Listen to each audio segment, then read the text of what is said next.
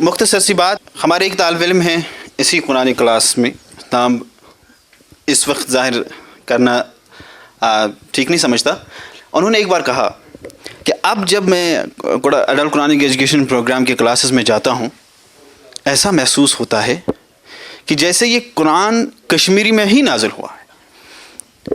تو گویا ان کی جو فہم ہے، جو قرآن شریف کو سمجھنا اور ایڈلٹ قرآنک ایجوکیشن پروگرام کا اس میں جو رول ہے وہ واضح ہوتا ہے۔ ہماری خوش بختی ہے کہ یہاں تشریف آور ہوئے ہیں مفتی اعظم یعنی گرینڈ مفتی جموں کشمیر مفتی ناصر الاسلام صاحب۔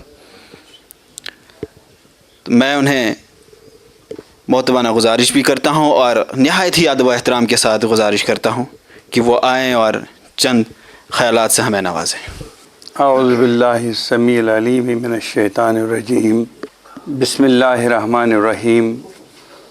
ومن یتق اللہ یجعل له مخرجا ویرزقہ من حیث لا یحتسب ومن یتوکل علی اللہ فہو حسبہ ان اللہ بالغ الامر قد جعل اللہ لکل شیء قدرا۔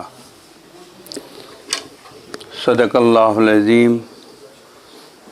محمد سید الکونین والثقلین والفریقین من عرب ومن عجمی، نبینا عامر الناہی فلا احد ابر فی القول لا منہ ولا نعمی، هو الحبیب الذی ترجى شفاعته لکل حول من الاحوال مقتحمی۔ در دل مسلم مقام مصطفیٰ است، آبروئے مازنام مصطفیٰ است۔ جناب کلیم صاحب، میرے استاد حمید نسیم رفیع آبادی صاحب، معزز حاضرین کرام، سامعین اعظام، السلام علیکم ورحمۃ اللہ وبرکاتہ۔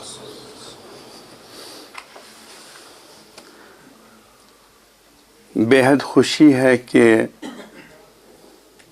ہمارے سماج کے وہ معزز حاضرین یہاں بیٹھے ہیں، افراد تشریف فرما ہیں جو آج ایک نیک کام کے سلسلے میں یہاں حاضر ہیں۔ یقین جانیے کہ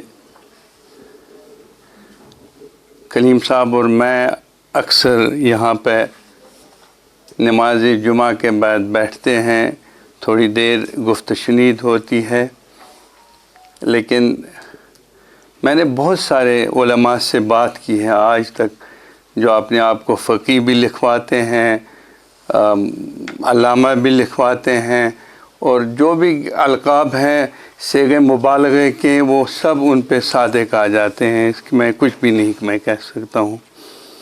تو ایک صاحب انہوں نے اپنے آپ کو علامۃ الورا بھی کہہ کے بلایا، تو خیر، لیکن ان علامہ کے مقابلے میں نے یہ دیکھا کہ جب بھی میں کلیم صاحب سے بات کرتا ہوں تو قرآن کو سمجھنے اور سمجھانے کی صلاحیت جو ان میں ہے وہ شاید مجھ میں ابھی تک اس کا ذرا بھی نہیں ہے۔ یہ میں آپ سے کہنا چاہتا ہوں۔ اور اگر میں مفتی اعظم نہیں ہوتا اور ذمہ داریوں سے کے بوجھ کے تلے میں نہیں اس وقت دبا ہوتا تو شاید میں 24/7 صرف انہی کی صحبت میں رہتا اور ان سے سیکھتا۔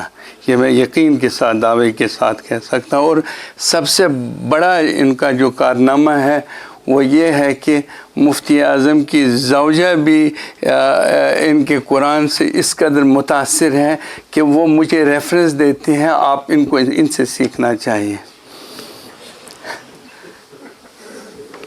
چلیے، یہ بہت عمدہ باتیں ہیں۔ تو میں یہ کہنا چاہتا ہوں، اصل میں جب میں ان کے سامنے بیٹھا ہوں، ایک بات جو میرے دماغ میں پیوست کر گئی وہ یہ ہے کہ ریڈ، انڈرسٹینڈ اینڈ پروپیگیٹ. یہی آپ اکثر کہتے ہیں. تو یہ ایسا ایک پیغام ہے جو آج تک کسی نے نہیں دے دیا. اور ہمارے سماج میں اس وقت جو صورتحال ہے وہ اس قدر مخدوش ہے، اخلاقیات کے حوالے سے، مورل ڈیگریڈیشن، منشیات کے حوالے سے. اور ایک خاص بات جو میں دیکھ رہا ہوں کہ ہمارے علماء جو ہے ایک دوسرے کے ساتھ دستی گرباں ہیں. سوشل میڈیا کو انہوں نے ایک ذریعہ بنایا ہے رسول اللہ صلی اللہ علیہ وسلم کی توہین کرنے کا. جب وہ بات کرتے ہیں کہ جب وہ یہ چاہتے ہیں کہ ہم لوگ اس پہ بحث و تمہیز کریں. میں آپ کو یہ بتانا چاہتا ہوں کہ ایک صاحب سوشل میڈیا پہ تھے تو وحدت الوجود کے حوالے سے وہ بات کرتے تھے. تو انہوں نے اس میں یہ کہا کہ اللہ تعالیٰ ہر شے میں موجود ہیں. یہ امام اعظم صاحب کا اس میں وحدت الوجود پہ ایک بڑا ان کا ایک مکالمہ بھی ہے، بلکہ ان کی رائے بھی ہے، اور جو فتویٰ کی صورت میں آج کل امپلیمنٹ بھی ہو رہی ہے کئی ممالک میں. تو ان صاحب نے کہا کہ مجھے اختلاف ہے. اب ٹھیک ہے، امام اعظم سے کوئی اختلاف کر لے تو امام اعظم کے درجے کا ہی کوئی آدمی ہونا چاہیے. اب مفتی نواز الاسلام امام اعظم سے کیا مقابلہ کر سکتا ہے؟ میں تو طالب علم ہوں اس وقت بھی. تو انہوں نے کہا کہ اس طریقے سے ہے کہ اللہ تعالیٰ جو ہے معاذ اللہ کتے کی شکل میں بھی سامنے آ سکتا ہے. اب یہ مجھے بتا دیجئے کہ ہمارے علماء جو اس درجے تک جائیں گے تو ان کی تقلید اور وہ اس معاشرے کی کیا تعمیر کر سکتے ہیں؟ یہ مسائل نہیں ہے اس وقت. قرآن سمجھنے کی ضرورت ہے. تقریباً 80% آف دا قرآن جو ہے وہ اخلاقیات کی ہی درس دیتا ہے. اور رسول اللہ صلی اللہ علیہ وسلم سے جب سوال کیا گیا کہ آپ کی بعثت کا کیا مقصد تھا، یہ بہت اہم سوال ہے جس کو آپ غور میں رکھ لیجئے، ذہن میں رکھ لیجئے. تو آپ نے یہ نہیں کہا کہ میں توحید کے لیے آیا ہوں، میں رسالت کا پیغام دینے کے لیے، حالانکہ وہ ضرورت تھا. That was the part of his mission. تو ہی ڈڈ ناٹ سے. تو انہوں نے کیا ریلائی کیا؟ بُعِثْتُ لِأُتَمِّمَ مَكَارِمَ الْأَخْلَاقِ، میں تو آپ کے اخلاق کو درست کرنے کے لیے آیا ہوں.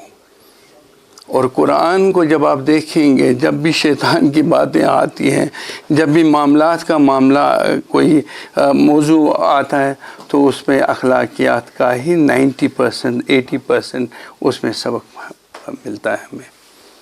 یہ وہ رموز اسرار ہے جن کو کلیم صاحب اور اس پروگرام کے جتنے بھی منتظمین ہیں انہوں نے ہم تک پہنچانے کی کوشش کی ہے.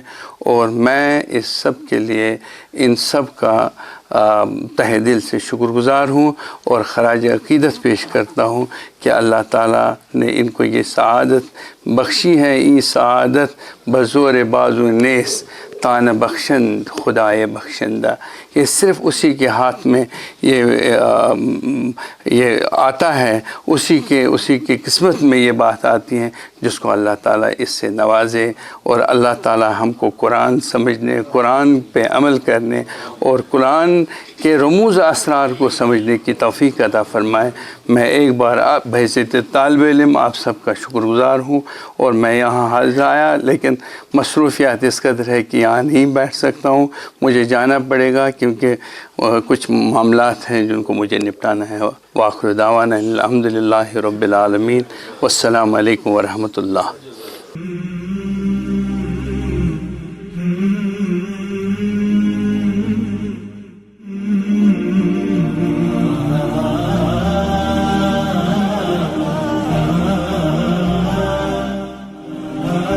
ah